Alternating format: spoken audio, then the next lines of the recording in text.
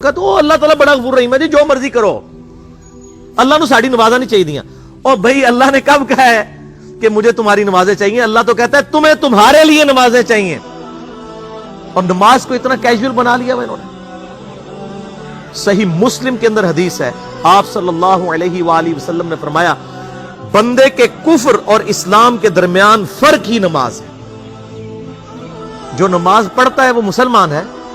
اور جو نماز نہیں پڑھتا وہ پاکستان کے شناختی کارڈ میں مسلمان ہے، اللہ کی ڈیفینیشن میں وہ عملاً کافر ہے۔ صحیح مسلم انٹرنیشنل نمبرنگ کے مطابق 246 نمبر حدیث ہے، آپ جا کے پی ڈی ایف کھول لیں، اسلام 360 میں جا کے 246 نمبر حدیث صحیح مسلم کتاب الایمان چیپٹر میں کھول کے دیکھیں کہ بندے کے کفر اور اسلام، شرک اور اسلام کے درمیان فرق ہی نماز ہے۔ آپ بے شک اپنے آپ کو مسلمان کلیم کرتے رہے، لیکن وہ شناختی کارڈ والا مسلمان ہے، نکاح طلاق والا مسلمان ہے، اس کا جنازہ بھی پڑھ دیا جائے گا، پیدا ہوگا اذان بھی دے دی جائے گی، اللہ کے حضور وہ مسلمان نہیں ہے، وہ بس کلمے کا ہی ہم احترام کرتے ہیں، ادروائز تو عملاً کافر ہے وہ۔ اسی طریقے سے جامعہ ترمذی میں حدیث ہے، سنن نسائی کے اندر حدیث ہے، سنن ابن ماجہ کے اندر حدیث ہے کہ آپ صلی اللہ علیہ وآلہ وسلم نے فرمایا جس نے نماز چھوڑ دی گویا اس نے کفر کیا، من ترک الصلاۃ متعمدا فقد کفر۔ اب اس سے زیادہ اور کیا سخت بات کی جائے کہ کسی کو یقین آئے کہ جس نے جان بوجھ کے نماز چھوڑ دی اس نے کفر کیا۔ اب جان بوجھ کے یہ نہ سمجھیے گا کہ میں بال بچیاں دے کمائی کرتا رہنا تھا، مجھے ٹائم نہیں ملتا۔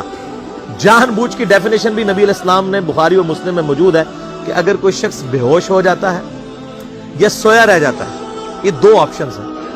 یا تیسرا آپشن ہے وہ بھول جاتا ہے، تو جیسے یاد آئے اسی وقت وہ والی نماز پڑھ لے۔ لیکن جو شخص دنیا کو ٹاپ پرائورٹی مانتا ہے، اپنا آفس چھوڑنے کے لیے تیار نہیں، اپنا کلینک چھوڑنے کے لیے تیار نہیں ہے، اور اپنی دکان چھوڑنے کے لیے تیار نہیں ہے نماز کے لیے، تو ظاہر ہے کہ وہ تو اپنے آپ کو دھوکہ دے رہا ہے۔ اللہ تعالیٰ تو اپنے معاملات کے اندر بالکل اسٹریٹ فارورڈ، بالکل یہ ذہن میں رکھ لیں۔ جامعہ ترمذی میں صحیح سند کے ساتھ موجود ہے، عبداللہ بن شفیق تابعی رحمہ اللہ تعالیٰ کہتے ہیں کہ صحابہ کرام علیہم رضوان صرف نماز کے چھوڑنے کو ہی اعمال میں سے کفر سمجھتے تھے، یعنی وہ کسی کو نماز پڑھتا ہوا دیکھتے تھے تو کہتے تھے یہ مسلمان ہے، اور کسی کو نماز پڑھتا ہوا نہیں دیکھتے تھے تو وہ کہتے تھے یہ کافر ہے۔ یہ جامعہ ترمذی ہے، یہ کوئی سٹوری بک نہیں میں سنا رہا آپ کو۔ مسند احمد میں صحیح سند کے ساتھ حدیث ہے، نبی صلی اللہ علیہ وآلہ وسلم نے معاذ ابن جبل سے فرمایا معاذ اللہ کے ساتھ کسی کو شریک نہ ٹھہرانا، خواہ تمہارے ٹکڑے ٹکڑے کر دیے جائیں، تمہیں سولی پہ چڑھا دیا جائے، تمہیں آگ میں جلا دیا جائے، اللہ کے ساتھ کسی کو شریک نہ ٹھہرانا، اور معاذ نماز بھی نہ چھوڑنا، کیونکہ جس نے نماز چھوڑ دی اللہ تعالیٰ کے ذمہ کرم سے وہ نکل گیا، اللہ کے حضور اس کے لیے کوئی حصہ نہیں ہے جس نے نماز چھوڑ دی۔ کتنا کرٹیکل ایشو ہے۔ اور اسی طریقے سے مسند احمد میں ہی ایک اور حدیث ہے کہ آپ صلی اللہ علیہ وآلہ وسلم نے فرمایا جس شخص نے اپنی زندگی میں نماز کی حفاظت کی، قیامت والے دن وہ نماز اس کے لیے نور ہوگی، نجات ہوگی، اور اس کے حق میں دلیل ہوگی، اور جس نے نمازوں کی حفاظت نہیں کی اس کے لیے قیامت والے دن کوئی نجات، کوئی نور اور کوئی دلیل نہیں ہوگی، الٹا اس کا حشر قارون، فرعون اور ابی ابن خلف کے ساتھ ہوگا، والعیاذ باللہ تعالی۔ یہاں تو ہم کہہ دیتے ہیں یا اللہ جو کچھ بھی ہے تیرے محبوب کی امت سے ہے، یعنی یا اللہ ہم نے تو اپنی اصلاح کوئی نہیں کرنی، ہمیں اسی طریقے سے ہی قبول کرنا، والعیاذ باللہ تعالی۔ اور کچھ ویسے علماء کا بھی اس میں بڑا برا کردار ہے کہ انہوں نے نماز کو بھی اتنا مشکل فرض بنا کے پیش کیا ہے کہ ایک عام آدمی کے لیے، اور جو دنیاوی معاملات کے اندر بھی انوالو ہے، اور کسی ایسی عورت کے لیے جس کے کئی بچے ہیں، مطلب اس روٹین کے اندر اس نماز کو مینج کرنا مشکل ہو جاتا ہے۔ ہمیں تو عشاء کی صرف 17 رکعتیں بتا دی گئی ہیں، حالانکہ 24 گھنٹے کے اندر ٹوٹل نماز کی رکعتیں 17 ہیں جن کی اکاؤنٹیبلٹی۔ اور میں یہ بڑے یعنی وثوق کے ساتھ ایک ذمہ دار مبلغ کی حیثیت سے یہ بات کر رہا ہوں۔ آپ صحیح بخاری اور صحیح مسلم کھول کے دیکھ لیں، فرض نمازوں کی تعداد جو ہے وہ 5 آئی ہے، اور ان کی رکعتوں کی تعداد بھی بیان ہو گئی ہے، فجر کے 2 فرض، ظہر کے 4 فرض، عصر کے 4، مغرب کے 3 اور عشاء کے 4، اور سفر میں سارے 2 فرض ہیں، مغرب کے 3، یہ ٹوٹل 17 رکھتے ہیں جن کی اکاؤنٹیبلٹی ہے۔ باقی جنہ گڑ پاؤ گے انہ میٹھا، وہ ساری نفلی عبادت ہے۔ وہ بخاری اور مسلم دونوں میں حدیث ہے جس نے فرض کے علاوہ 12 رکعتوں میں استقامت کی، اور وہ 12 رکعتیں آپ صلی اللہ علیہ وآلہ وسلم نے پڑھ کے بھی بتائیں، اور امہات المومنین میں سے سیدہ عائشہ نے، سیدہ ام سلمہ نے، سیدہ ام حبیبہ رضی اللہ عنہن نے روایت بھی کی کہ 2 فجر سے پہلے، 4 ظہر سے پہلے، 2 ظہر کے بعد، 2 مغرب کے بعد، 2 عشاء کے بعد، یہ 12 سنت موقدہ، جس نے یہ پڑھی اسے جنت میں محل ملے گا۔ اگر کوئی نہیں پڑھتا تو گنہگاری والا معاملہ کوئی نہیں ہے۔ اسی طریقے سے اس کے علاوہ ایک اور وطر کی نماز ہے جو سنت موقدہ ہے، وہ سیدنا مولا علی رضی اللہ تعالیٰ عنہ علیہ السلام کا قول ہے کہ وطر سنت ہے، سنت ہے، سنت ہے، مگر اسے مت چھوڑو۔ ہے سنت ہے لیکن تاکیدی ہے۔ آپ صلی اللہ علیہ وآلہ وسلم نے سفر میں بھی وطر اور فجر کی 2 سنتیں پڑھی ہیں، لیکن یہ صرف افضلیت کے اعتبار سے تاکیدی ہیں، ان کی کاؤنٹیبلٹی کوئی نہیں ہے۔ البتہ یہ ضرور ہے، سنن ابی داؤد میں ایک حدیث ہے کہ جس کی قیامت والے دن فرضوں میں کوتاہی نکل آئے گی تو اللہ تعالیٰ فرمائے گا میرے بندوں کی جو نفلی اور سنت عبادت ہے اس کو تول لو اور فرضوں کے ایکویلنٹ قبول کر لو۔ تو آپ اگر یعنی سنتیں پڑھیں گے تو اس کے ایکویلنٹ نفلوں کی کوتاہی پوری ہو جائے گی، ادروائز اکاؤنٹیبلٹی اس کی کوئی نہیں ہے،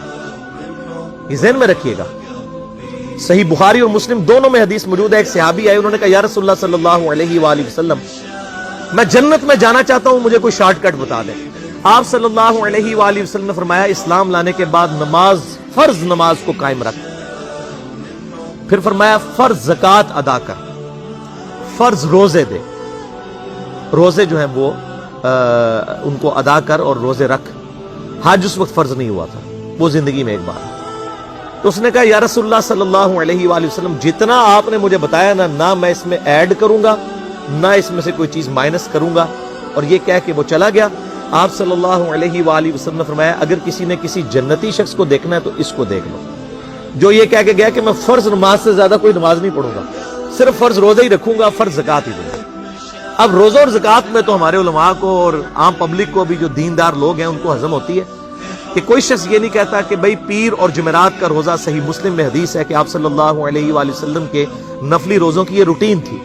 کوئی آپ کو یہ نہیں کہے گا کہ جس نے جمعرات اور پیر کا روزہ نہ رکھا اس کے رمضان کے روزے ہی قبول نہیں ہوں گے، کوئی کہتا ہے؟ کیونکہ ان کو پتہ وہ نفلی ہے۔ اسی طریقے سے زکوٰۃ تو صرف 2.5% ہے نا، باقی تو نفلی صدقات ہیں جتنے مرضی دیں۔ کوئی شخص نہیں کہتا کہ نفلی صدقہ نہ دیا تو آپ کی زکوٰۃ بھی قبول نہیں ہوگی، الٹا یہ کہتے ہیں وہ بس جی زکوٰۃ دے لو تو باقی سارا مال پاک ہے۔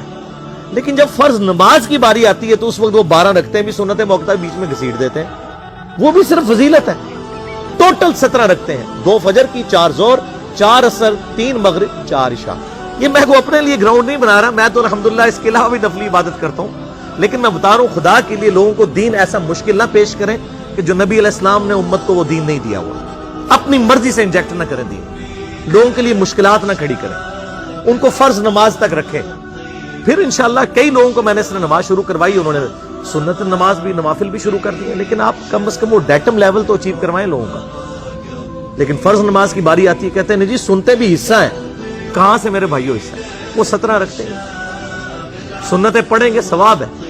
نہیں پڑھتے گناہ کوئی نہیں، تو کم از کم فرض تو ادا کریں۔ اس کے لیے آپ کو ٹوٹل 24 گھنٹے میں میرا خیال ہے 40 منٹ بھی نہیں چاہیے فرض پڑھنے کے، تو اس کے اوپر تو استقامت کم از کم ہم اختیار کریں۔ اور چھوٹی چھوٹی جو نٹی گٹیز ہیں ان کو تو ہم نے اتنا فالو کیا ہوا ہے، اور فرض نماز کے بارے میں ہم اتنے کیجول ہو جاتے ہیں۔ تو یہ فرض نماز کی امپورٹنس اس حوالے سے ضروری تھی، اس لیے میں نے ساتھ ہی بیان کر دی۔